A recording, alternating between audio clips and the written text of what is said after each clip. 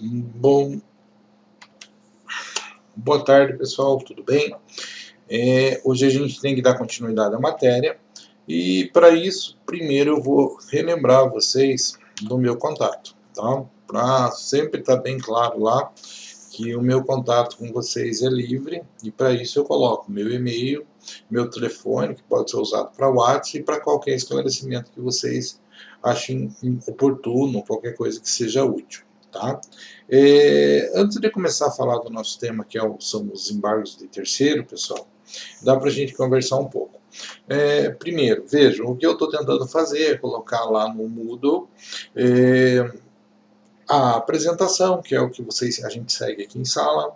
Eu tenho que colocar, até agora a gente procurou sempre fazer aquela aula online, 100%, onde existe a possibilidade de interação de vocês comigo em momento real. Mas na última aula, inclusive a aula de vocês, que foi a aula de processo na quinta-feira passada, eu acredito que teve muita gente que não aproveitou, a professora Rosângela ficou brava com uma situação que muita gente reclama. Lógico que não foi a turma de vocês, foi outra turma, o pessoal do primeiro ano também indignado com o que está acontecendo, então série de reclamações, mas realmente não é culpa minha, não é culpa da instituição, é culpa da internet, é culpa de uma série de coisas. A gente, infelizmente, não estamos podendo ter aula presencial como que a gente gosta, né? Vocês fazem total diferença no momento da gente ter a aula realmente e a coisa não está podendo acontecer. Então a gente está tendo que experimentar, aprender de acordo com as ferramentas que a gente tem para tentar fazer uma coisa que seja mais produtiva. Então, a aula de hoje, como que eu vou fazer, como que olha a ideia, qual é o meu pensamento? Meu pensamento é que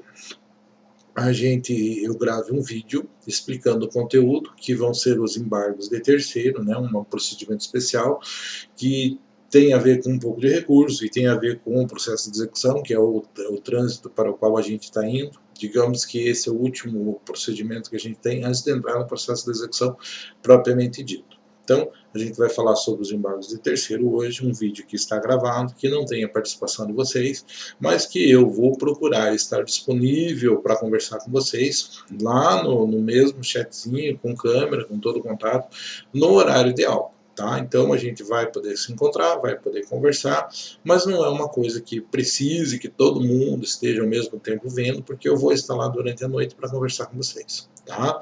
Então vai funcionar dessa forma.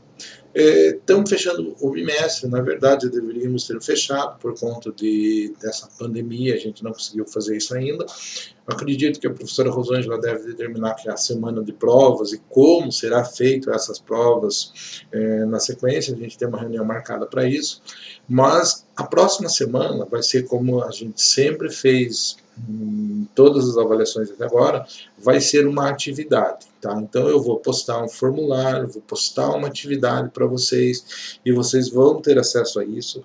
Vai ser algo que vocês vão ter que fazer em casa, escrever no caderno, tirar foto e mandar para mim. Vai ser assim o trabalho do bimestre. Tá? Então não tem nenhuma dificuldade e a gente vai fazer isso. Vai ser atividade para a semana que vem. Teoricamente, eu faço uma revisão de quais os temas vão cair na prova e passo uma atividade para que vocês postem em um formulário do Google para mim, tá ok? Então, a questão é isso. Indo para a aula propriamente dito, e estou à disposição para tirar dúvidas, e hoje à noite a gente está aqui para falar especificamente com relação a isso, avaliação, dúvidas, qualquer coisa que tenha.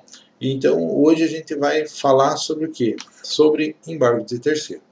Embargos de terceiro, pessoal, é uma coisa um pouco diferente, né?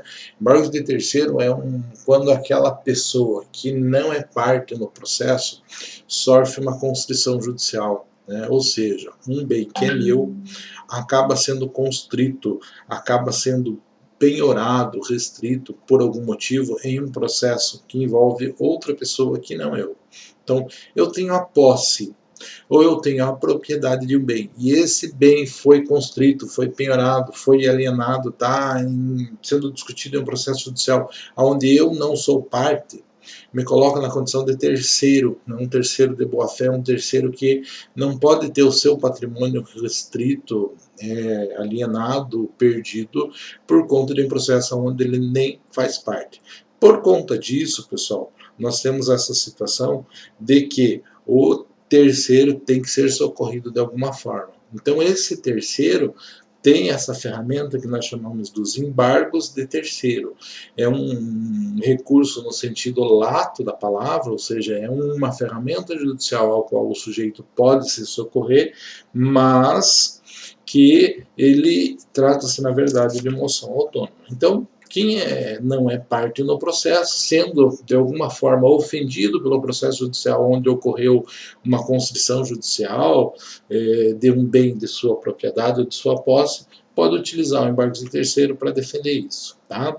É importante a gente colocar aqui que ele distingue-se de ações possessórias por dois aspectos. Tá? Dois aspectos que nós vamos colocar ali. Tá? Primeiro, pode ser ajuizado não só pelo possuidor, mas como pelo proprietário. Tá? Então, quem tem a propriedade de alguma coisa e isso é constrito de forma regular, pode utilizar o embargo de terceiro? Pode. O possuidor pode também? Pode. Às vezes eu sou, digamos assim, o locatário, eu fiz o arrendamento do imóvel rural e por algum motivo alguém tolhe a minha posse, que eu tenho direito sobre aquele imóvel, sobre aquele bem, imagine uma plantação, né? A questão agrícola pode envolver muito dinheiro. Então, destas coisas que nós estamos falando, pessoal. Então, pode ser o proprietário? Pode. Pode ser o justo possuidor? Pode. Ambos têm direito a buscar a proteção judicial por meio dos embargos de terceiro.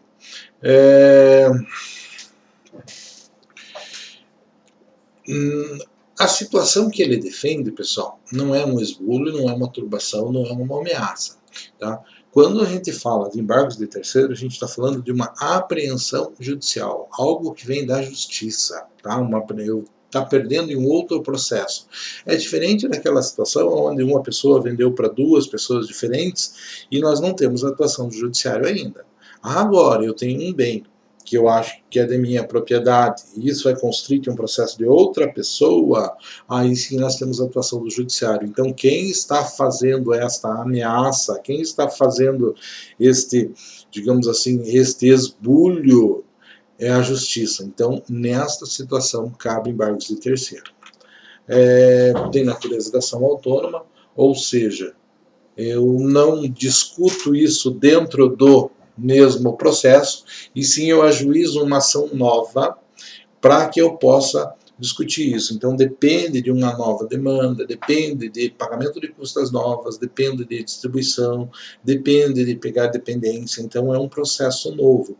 Como eu disse para vocês, não é um recurso no sentido estrito da palavra, mas sim é um recurso no sentido lato. É interessante falar, pessoal, que nós tratamos ali as diferenças entre o embargos de terceiro e as ações possessórias. Por quê? Porque indiretamente ele se fundamenta na posse. Tá? Então a posse é muito importante. Quando você vai entrar com embargos de terceiro, você tem que demonstrar, assim como nas ações possessórias, por mais que a gente tenha traçado ali as diferenças, tá? Vejam bem claro lá, as diferenças entre as ações possessórias normais e os embargos de terceiro, se a gente faz essa diferença é porque eles estão juntos. Tá? Então, embargos de terceiro, de uma certa forma, também é um mecanismo que está previsto na legislação para defender a posse. Tá? Então, existe a diferença das ações possessórias normais, existe a diferença de uma ação de reintegração de posse, de uma manutenção ou do interdito proibitório. No entanto, ele também é um mecanismo utilizado para a defesa da posse. Tá? Então, é muito importante que eu demonstre que eu tenho a posse, tá? Quando eu estou entrando com embargos de terceiro. Isso é uma coisa assim muito importante e que, pela vivência que a gente tem de fórum, passa despercebido por muito advogado. Então, por que a gente faz a distinção entre as ações possessórias normais? Porque ele é uma ação possessória, mas não é normal, não é daquelas corriqueiras. Tá? Principalmente porque o fato do qual ele defende o sujeito é uma ação da justiça. Tudo bem? Então, nunca é uma ação assim tão simples. Você vai ter coisas interessantes, você vai ter toda uma instrução probatória carregada no processo de embargos de terceiro, apesar de ser muito corriqueiro. Eu já tive diversos embargos de terceiro. Tá? O que mais, pessoal? Requisitos específicos para sua admissibilidade. Então, para que eu possa aceitar, para que a justiça possa recolher, aceitar uma inicial de embargos de terceiro, o que tem que ficar bem claro? Tá? Tem que demonstrar que aconteceu cumulativamente, né? Ou seja, tem que acontecer, esses elementos têm que estar todos presentes, não é um ou outro. Primeiro, que tenha acontecido um ato de apreensão judicial, ou seja, né, tem que ter vindo da justiça a lesão ao direito, a ameaça, a apreensão, aquela coisa tem que ter sido oriundo de um processo judicial. Segundo, este sujeito que vai entrar com o processo, o autor dos embargos de terceira, desta ação nova, é a pessoa que está reclamando uma condição de proprietário ou possuidor que é alheio àquele processo da onde veio a apreensão judicial. Então, é por isso embargos de terceiro. Tem um processo entre duas pessoas e vem um terceiro dizendo assim, olha, isso aí é meu, não é de vocês, tá? Então eu alego a condição de proprietário ou possuidor que está sendo tolhido nos seus direitos em um processo entre duas pessoas onde ele não faz parte, por isso embargo de terceiro. Terceiro, dos pontos de vista daquele processo originário, tá? Lógico, né, uma sequência do que está colocado ali no 2, que é interposto por quem invoca a condição de proprietário ou possuidor, e que esse embargante seja terceiro. Ele, teoricamente, lógico que nós vamos ver na prática que existe uma exceção à regra, né, pessoal? Mas, teoricamente, esse embargante não vai fazer parte do processo onde saiu a determinação judicial que ele está lutando contra ela. Quarto, a apreensão seja indevida. Vamos imaginar um processo onde eu fiz um contrato de fiança e existe uma apreensão, provavelmente eu tenho que estar no polo da demanda, mas se eu for constrito um bem meu e eu coloquei esse bem em garantia, tá? Está previsto no contrato, qual é a situação? É devida a apreensão. Então, essa apreensão, esta lesão ao direito que vai ser objeto nos nossos embargos de terceiro, necessariamente ela precisa ser indevida para que tenha sentido tudo o que a gente está falando. Tudo bem? Hipóteses, pessoal. Aqui é interessante que a gente começa a mencionar assim, situações práticas nas quais os embargos de terceiro são utilizados. Lógico, né? A gente fala desde o começo que quem realmente conhece, que a melhor forma de explicar é você explicar, dar o conceito, o sujeito entendeu, parabéns. Mas a questão da exemplificação, a questão de demonstrar hipóteses reais da aplicação disso são muito importantes, tá, pessoal? Ajuda muito a essa situação, a fixação do conteúdo.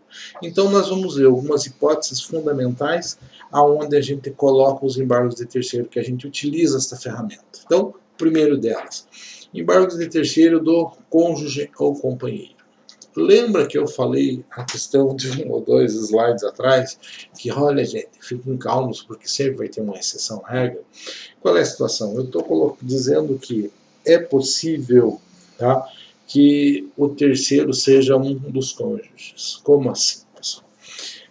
No pagamento das dívidas, um contraído pelo outro, o cônjuge tem que demonstrar que de alguma forma veio em proveito do outro cônjuge, né, fez um negócio com o Edi.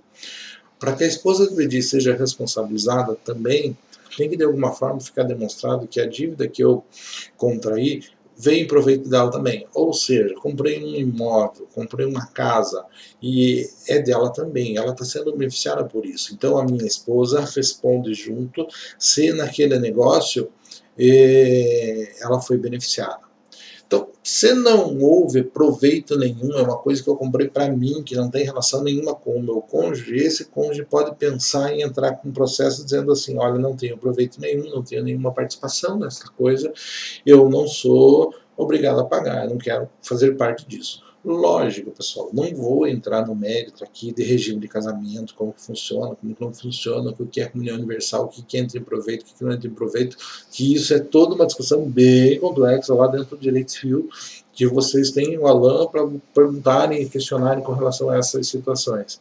O que eu estou dizendo para vocês é que Para que eu possa dizer isso, pessoal, para que eu possa pensar na propositura de um embargo de terceiro, é possível que exista uma dívida, que o sujeito esteja sendo acionado para o pagamento dessa dívida e que o cônjuge dele alegue: olha, isso aí não foi feito em proveito do casal, então o meu patrimônio, a minha ameação, não deve responder por essa dívida. Então esta é uma das hipóteses da utilização dos embargos de terceiro pelo cônjuge ou companheiro. Tá? Como que tem feito isso? A jurisprudência tem aceitado essa situação, pessoal. A jurisprudência tem reconhecido que o cônjuge pode, em algumas situações, ter seu patrimônio lesado por algo que não foi ele que fez, que não vem em proveito dele. Então, nesta situação excepcional, vamos dizer assim, eu posso dizer que o cônjuge pode livrar sua ameação por meio dos embargos de terceiro. Tá? Quando a dívida que está sendo cobrada não vem em proveito do casal. Tudo bem? Então, uma possibilidade simples. Lógico, né, que o cônjuge que vai alegar que não foi beneficiado tem o ônus de provar. E se ele não provar, a coisa reverte contra ele. Então, muito cuidado sempre ao tratar de embargos de terceiro, porque você pode aumentar, digamos assim, o ônus, você tem a questão da sucumbência, que também vale a pena a gente fazer um parênteses especial lá na frente. Tudo bem? Então, primeira hipótese que nós pensamos é o cônjuge que está sendo lesado por isso. Existe uma corrente, né? O que é fungibilidade? A fungibilidade. Se o cônjuge não faz parte da execução, ele pode atuar na defesa por meio dos embargos de terceiro. Agora, se por algum motivo o cônjuge foi colocado junto na execução, ele poderia defender-se por meio dos embargos do próprio devedor. Pode acontecer o erro de que a pessoa opere equivocadamente o embargos do devedor na condição de terceiro, ou que ele na condição de terceiro entre com embargos do devedor. Isso é pacífico? O que pode acontecer? Se estiverem presentes os requisitos, o juiz pode aplicar a fungibilidade. Regra que não precisaria nem estar colocada aqui, porque o magistrado vai dar a resposta ao problema suscitado. O nome da ação não vem muito ao caso, mas é possível que exista fungibilidade nestes casos entre um embargo do devedor ou um embargo de terceiro, dependendo da situação concreta. Tudo bem? Qualquer dúvida, eu estou à disposição para esclarecer. O que mais, pessoal? Outra. Embargos de terceiro no caso de penhora de bens do sócio. Quando que acontece isso, pessoal? A gente vai ver que existe hoje, regulamentado dentro do Código de Processo Civil, a própria desconsideração da personalidade jurídica como uma forma de intervenção de terceiros. Tá? O artigo 50 do Código Civil também diz que sempre que existe desvirtuamento da função da pessoa jurídica, nós podemos responsabilizar o sócio. Tá? Então, nestas situações onde eu vou responsabilizar o sócio, pode acontecer que isso seja injusto, né? Lógico, a gente sempre pensa de uma forma, mas pode ser que o sócio esteja sendo lesado, que eu não tenha responsabilidade, que não seja justa a desconsideração da personalidade jurídica. Nesta situação, pessoal, nós podemos mencionar que o sócio que está sendo lesado por essa desconsideração, por ele não ser parte no processo da onde originou-se a desconsideração, e ele, a partir da desconsideração, passa a responder com seu patrimônio por isso, um mecanismo correto para defender este sócio seria os embargos de terceiro, tá? Porque é um terceiro defendendo-se de uma constrição oriunda de um processo no qual ele não é parte. Tudo bem? Então, tranquilo, tá? É uma forma objetiva de a gente resolver o problema que a gente tem, tá? Então, aqui o artigo 50 do Código Civil vai falar bastante com relação à desconsideração da personalidade jurídica, né? E por final, a gente conclui. Ocorreu isso está sendo injusto, estamos diante de uma apreensão judicial de algo que é injusto, eu vou utilizar os embargos de terceiro para resolver essa situação. O que mais, pessoal, que nós vamos pensar de hipóteses concretas da utilização dos embargos de terceiro, tá? Embargo de terceiro de adquirente em fraude à execução. Então, o que é isso, pessoal? Fraude à execução é aquilo que aconteceu após a citação do processo de conhecimento né? O sujeito reduziu sua insolvência, não vai ter condições de pagar o patrimônio, daí ele aliena alguma coisa. Então, essa venda feita após a citação no processo de conhecimento, nós dizemos que ela foi realizada em fraude à execução. A fraude à execução, para ser desconsiderada, simplesmente precisa do quê? De um despacho no processo de execução. Beleza. Ou seja, entrei com uma ação contra o João. Entrega inicial, no meio do processo, ele vai lá e vende um patrimônio dele, vamos continuar discutindo, sai uma sentença, ganha, ele recorre, mais um ano, o tribunal concedeu, ou não concedeu o recurso, ele não paga, eu entro com a execução. Quando eu vou cobrar, não encontro bens. Então, o que eu posso fazer? Eu posso ir lá atrás, naquela venda que ele fez de um bem no período posterior à citação do processo de conhecimento, eu digo que esta venda foi feita em fraude à execução. O juiz do processo de execução desconsidera a venda feita, tá? E vai lá e penhora aquele bem. Penhorou o bem que já é de terceiro. Tá? Se esse terceiro não concorda com isso, qual é o mecanismo que ele tem para se defender desta situação? O mecanismo que ele tem é os embargos de terceiro. Tá? Então, para tornar assim, sem efeito essa ineficácia da alienação realizada por meio de fraude de execução, o sujeito vai dizer, não, na verdade eu comprei muito antes, não foi assim e tal. Vai inventar uma história completamente diferente, vai contar o que realmente aconteceu.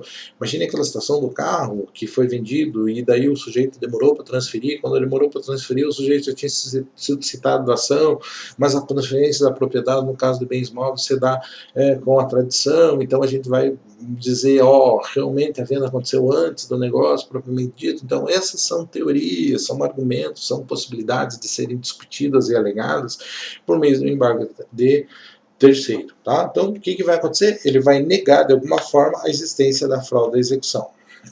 Uma coisa que é importante deixar claro, pessoal, é que quando a gente fala de fraude à execução, existe uma irmã dela que é a fraude contra credores. O que é a fraude contra credores? O sujeito vê que vai ter dívidas e ele some com o seu patrimônio antes que venham cobrar ele. Então, quase a mesma coisa. O que muda é o momento em que ocorre a alienação. Se houve a citação no processo de conhecimento, tudo que acontece depois está em fraude à execução. Tá? Se aconteceu a alienação antes da citação do processo de conhecimento da cobrança, tá?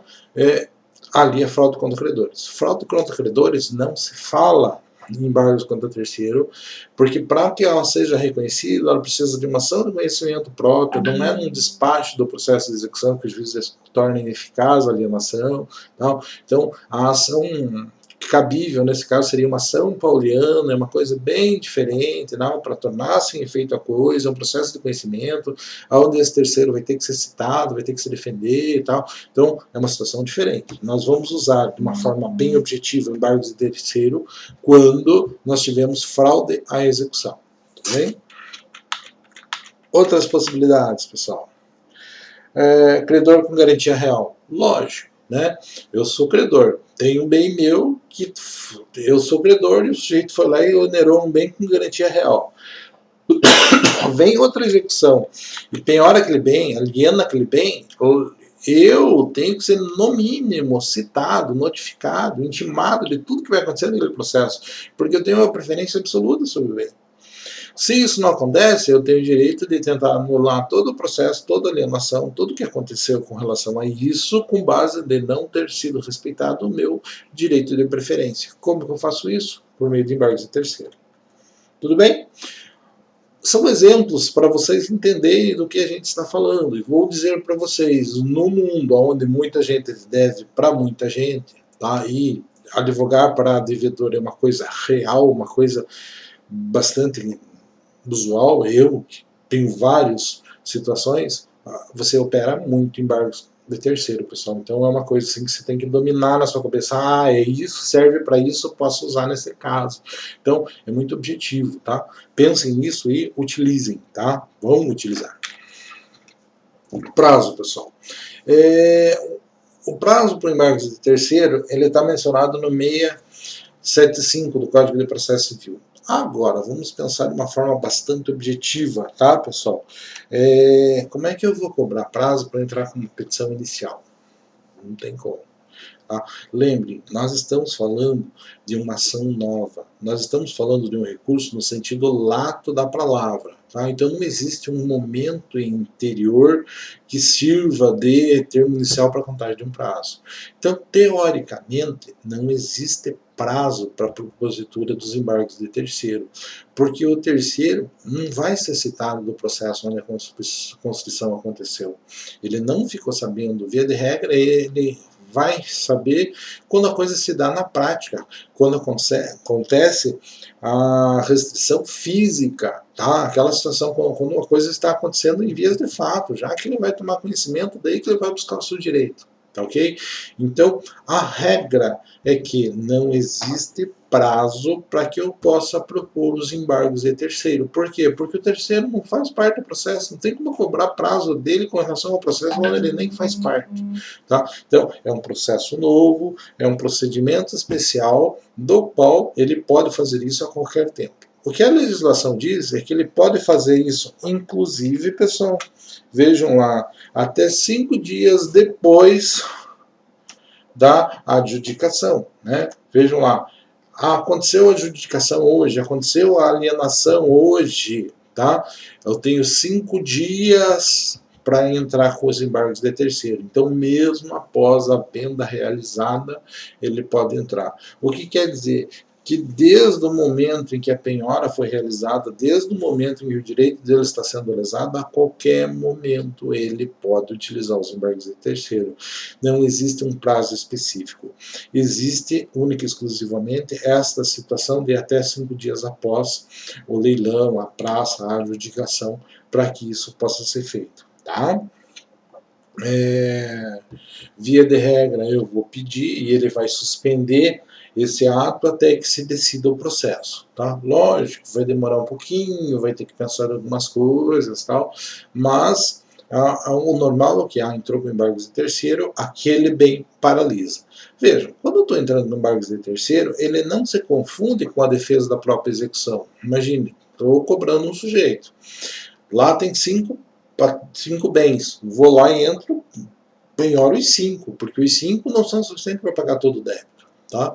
Daí, um dos 5 era de uma empresa que tinha deixado a máquina dentro da oficina para arrumar e que não era do executado. Daí, mas foi feita a penhora. Daí esta empresa, dono do equipamento que foi deixado para arrumar, entra com uma ação dizendo, aquela penhora foi realizada errado, porque aquela máquina que estava lá não é do cara que vocês estão executando. Eu quero que aquilo saia fora. Então, o que vai acontecer? Paralisa o processo via de regra se tiver prova suficiente com relação àquela máquina que alega-se que não é do devedor. Com relação às outras, o processo da execução continua e vamos discutir a propriedade, quem realmente é o dono, se aquilo responde pelo processo ou não, dentro dos embargos de terceiro. Tudo bem? Apenas assim para vocês entenderem como que a coisa funciona. O que mais, pessoal? Procedimento. Tá? Procedimento. Bom, competência. A competência vão ser distribuída por dependência daquele processo onde está acontecendo a execução. Sempre vai ser em apenso, pessoal. Tem que apensar toda a vida? Ou seja, tem uma execução aqui, vou entrar com embargos de terceiro, apenso eles? Não necessariamente. Por que não necessariamente? Porque às vezes pode acontecer, né, de o processo que está sendo executado lá no tribunal, por exemplo, e que eu esteja um processo de execução aqui na primeira vara, né, na vara de primeiro grau. Então, necessita do pensamento? Não. A gente tem que reconhecer que tem dependência, que aonde tramitou o processo em primeiro grau é aonde vai tramitar em primeiro grau o processo de embargos de terceiro. Embargos de terceiro sempre vai começar no primeiro grau de jurisdição, tá? Nunca no tribunal, e ele tem que estar reconhecido a dependência, mas não necessariamente tem que existir o apensamento, porque às vezes isso não é prático. Tá? Às vezes a gente precisa de um tratamento diferenciado e isso não é muito prático. Tá? O que mais? Legitimidade. Quem tem legitimidade para entrar com embargos de terceiro é aquele sujeito que está tendo o seu direito de alguma forma lesado. Tá? Então, um sujeito, por algum motivo, está tendo lesão, seja ele possuidor ou proprietário, é quem tem legitimidade para entrar com isso. Uma coisa interessante é a questão do litisconsórcio passivo, né? Imagine, né? Eu sou o terceiro, vão lá, pego um negócio meu e imagine, eu sou dono de uma empresa que loca equipamento. Daí eu mando um equipamento meu numa oficina. O cara vai lá, empresta um equipamento meu, faz um arrendamento do equipamento, uma coisa. Daí aquele cara da oficina está devendo. Daí ele vai lá, aquele sujeito da oficina sofre uma execução. Na execução vão lá e pegam aquela máquina minha que está dentro da oficina do cara. Então, cabe a mim entrar com embargos de terceiro? Sim. Eu sou o polo ativo, porque eu tenho bem meu sendo objeto de uma constituição judicial de um processo com o qual eu não faço parte e eu não tenho obrigação nenhuma com relação a isso. Isso é absolutamente injusto. Quem vai ser o polo passivo, pessoal, nesses embargos? Necessariamente o sujeito para o qual eu bloqueio o equipamento, que está lá o dono da oficina, e o sujeito que está executando o dono da oficina. Os dois são polo passivo nesse processo. Porque os dois, tanto um que deixou o bem ir e não deu conta disso, quanto o outro que está buscando um bem que não é justa a apreensão. Então, nesta situação, nós vamos ter o caso do litisconsórcio necessário nessa situação para justificar a situação do desconsórcio passivo. Tá? Tranquilo, falamos da apreensão. Petição inicial, tem alguma coisa diferente? O 677 do Código de Processo Civil só vai dizer de uma forma diferente que é possível que a petição inicial traga um rol de testemunha. Por quê? Pessoal, nós estamos aqui falando que o que pode fundamentar os embargos de terceiro é 1. A propriedade, 2. A posse. Como é que prova a posse? Posse, via de regra, prova-se por testemunho.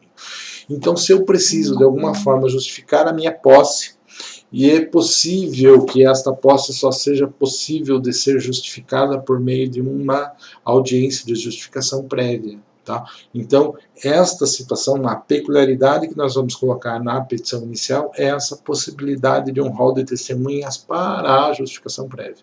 Nada mais com relação a isso, o resto da inicial segue o procedimento normal, a gente não tem nada de diferente. Então, eu posso precisar de uma prova da posse, como prova da posse eu peço uma audiência de justificação prévia. Para fazer a justificação prévia, eu tenho que colocar as testemunhas. Liminar, pode ser que sim, pode ser que não, pode ser que o juiz entenda que tem que dar uma liminar e que tirar aquele bem da apreensão judicial, pode ser que não. Tá? Então, o juiz defere ou não a liminar com relação ao bem que está sendo objeto dos embargos de terceiro. Veja, não é objeto do processo de execução, não é objeto do processo inicial, onde está tramitando toda a discussão, porque lá eu posso ter muito mais bem, posso ter mais coisas envolvidas. E o embargo de terceiro ele vai fazer menção objetivamente a um dos bens que está garantindo o processo. Tá? Se o juiz ficar convencido, vai deferir a liminar. Na prática, sim, eu vou dizer para vocês que sempre quando eu entro com embargos de terceiro, o juiz automaticamente para os atos de alienação relacionados àquele bem. É assim que deve funcionar? Não necessariamente, a lei não diz isso. A lei diz que se o juiz se convencer de que aquilo é justo, ele deve proceder dessa forma. Mas na prática, o juiz entrou com embargo de terceiro, ele já automaticamente paralisa com relação àquele processo qualquer coisa. Em alguns lugares, vamos dizer assim, que muitos juízes paralisam o processo de execução como um todo. Né? E aquela coisa demora, leva a vida inteira tal, e situações bastante complexas. Tá? Suspensão de medidas constritivas, né? O juiz deve determinar a suspensão dessas medidas enquanto o processo perdura, não alienar, não vender, não fazer coisa que não dê para desfazer depois, enquanto não tiver certeza com relação ao bem. Tá? Citação não tem nada de muito diferente, apenas se tiver o sujeito advogado constituído no processo, ou o réu da demanda pode ser citado. Né? Imagine aquela situação onde eu não citei o litisconsórcio por conta do equipamento locado, eu tinha um litisconsórcio passivo, existe advogado constituído dos dois, eu posso fazer a citação dos dois por meio de dos seus advogados. Tá? Então, é uma situação, uma autorização específica que vem lá no parágrafo 3º do artigo 677 do Código de Processo Civil, aonde eu posso ter uma citação que normalmente é pessoal, direcionada à parte, feita diretamente ao advogado. Aqui, veja como é um procedimento especial e como ele traz peculiaridades, né? Por quê? Porque o normal é que a citação inicial seja encaminhada à parte, porque normalmente a parte, no momento da citação, é o primeiro momento que ela vai tomar de conhecimento da existência do processo contra ela. Então, ela, via de regra, não tem advogado constituído. Nesta situação, aproveite-se a peculiaridade que o sujeito, via de regra, já tem um advogado constituído no processo, em vez de fazer a citação pessoal, faz a citação com um advogado. Tá? Então, a lei autoriza isso para quê? Para tentar tornar a coisa um pouco mais objetiva. Tá? Resposta do réu normal, prazo de 15 dias, né? Não se aceita a reconvenção, tá? Não tem como ter reconvenção num processo de embargos de terceiro, por conta do objetivo do que está sendo discutido no processo. Tá? O que mais? Após a resposta, o processo segue seu procedimento normal, não tem nada de diferente, recursos, julgamento, não existe nada de diferente com relação a isso, e o processo segue de uma forma bem objetiva. Aqui, novamente, coloco o meu contato, mas existem algumas coisas assim, interessantes a serem faladas com relação a embargos de terceiro. Tá? Duas situações bem interessantes, pessoal. Primeiro, embargos de terceiro tem uma regra que a gente tem que levar em consideração, que é o valor da causa. Então, imagine, né, eu vou contar uma história de um processo real para vocês, mas só para vocês imaginarem. Oficina mecânica, tá? Prestou um serviço num caminhão. Beleza. E foi lá, quanto que era para consertar? É o motor do caminhão, 5 mil reais. Caminhoneiro, já fudido, problema financeiro, toda aquela situação. Daí, conseguiu pagar os 5 mil? Não, não conseguiu. Continuou com dificuldade, o caminhão ficou ruim e tal. E aquele caminhão que daí, digamos assim, era uma carreta grandona, boa. Ele vendeu e comprou outro, comprou um Mercedinho. Comprou o Mercedinho e, como eu já estava fudido de conta, nem colocou no nome dele, colocou no nome do pai dele. Beleza? Aconteceu isso? Aconteceu. Entendemos, né? Mandou arrumar, ficou com uma dívida de 5 mil, não pôde pagar isso, vendeu o caminhão, comprou outro caminhão menor, mais simples, e colocou no nome do pai e continuou trabalhando com o caminhão no nome do pai. O que aconteceu, pessoal? A loja entrou executando, né? Daí eles tinham pego todos os contratos, dados os bens de garantia e tal, tudo em branco. Né? E na hora de executar, o advogado espertão pegou e preencheu, foi lá e olhou o caminhão que o cara tinha e anotou aquele caminhão, como se aquele caminhão tivesse sido dado em garantia. Era aquele caminhão? Não. Problema do cara, ele preencheu posteriormente. Segundo, ele preencheu com os dados do caminhão que na época da realização do serviço nem existia, tá? Porque aquele caminhão foi comprado depois. O que aconteceu? Eu entrei com embargos de terceiro, primeiro dizendo assim, olha, o caminhão não é de quem vocês estão cobrando, o caminhão é meu. Primeira coisa. Segunda coisa, tá? Olha, esse caminhão aqui, ó, foi comprado depois do que vocês fizeram o serviço. Não tem como, vocês estão mentindo. Eu aleguei, inclusive, litigância de má fé no processo, porque tinha sido preenchido com dados no caminhão que não existia na época. Tá? Litigância de má fé e legitimidade de parte, fundamentando meus embargos de terceiro. Ganhei? Lógico que ganhei. Tá? Então o sujeito não pagou. E... Por que eu conto essa história? Porque, pessoal, lembram o valor do serviço? Era 5 mil reais para arrumar o caminhão. O caminhão que eles penhoraram custava 25. Tá? Ah, mesmo não sendo a carreta, foi vendido, custava 25 mil. Beleza? Tranquilo. Quando você entra com uma ação de embargos de terceiro, o valor da ação de embargos de terceiro, de acordo com o Código de Processo Civil, não é o valor do bem que você está discutindo, é o valor melhor, não é o valor da execução que está sendo cobrada, e sim o valor do bem. Poderia, por exemplo, estão cobrando 5 e estavam penhorando um computador de 1.000. Qual seria o valor da ação de embargos de terceiro? 1.000, que é o valor do computador. No caso deles, eles entraram cobrando 5 e penhoraram indevidamente um caminhão que custava 25. Quando eu entrei com embargos de terceiro, qual é o valor da ação? 25. O que aconteceu? Ganhei 15% do honorários. Mais correção, pessoal, você veja, dá 2.500, 10% dá 2.500, dá 1.250, ganhei 3.750 de honorários, com 15% de honorários nesse processo. 3.750 mais custas, mais correção, mais não sei o que, eles não passou dos 5 mil reais, tá? O que eles queriam cobrar? Queriam cobrar 5. Conseguiram? Não. Ficaram devendo quanto? Mais ou menos uns 6. Tiveram que pagar? Tiveram que pagar. Então, muito cuidado quando for movimentar um processo de execução e principalmente com a possibilidade de envolver bem de terceiro por conta disso, tá? Embargos de terceiro gera, o sujeito ganha, gera custos e gera sucumbência sobre o bem penhorado, ok? Então, muito cuidado com relação a isso. Tranquilo, pessoal?